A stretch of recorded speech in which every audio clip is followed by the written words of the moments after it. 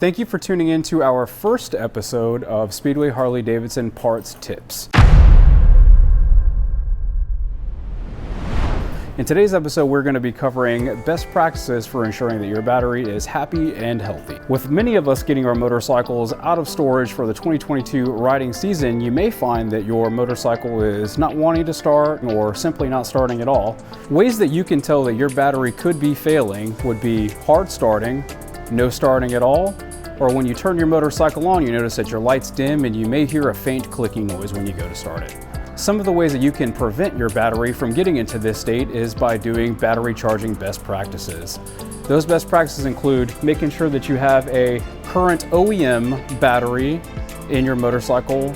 We have noticed with some of the aftermarket batteries that you notice premature failure or lack of advertised cold cranking amps upon starting. Another way that you can prevent your motorcycle from not wanting to start is using good battery tender practices. Keeping a tender like this one here on your motorcycle when it's not in use for an extended period of time will ensure that when you ask for power, it is available. One of the common misconceptions is if I turn my motorcycle on and let it idle in the garage for a few minutes, that'll get the battery charged, because that's what usually works for your car.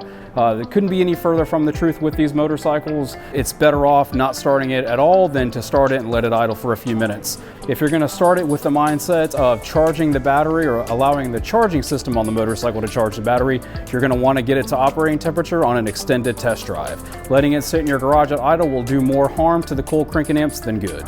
So thank you again for tuning in to Speedway Harley-Davidson's first parts tips video.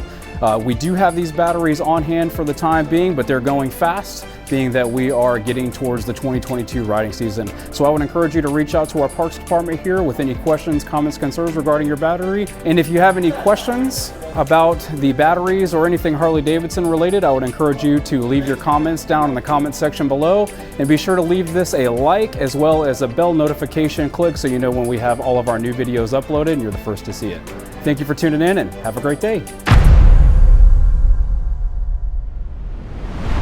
Discharge issues as well as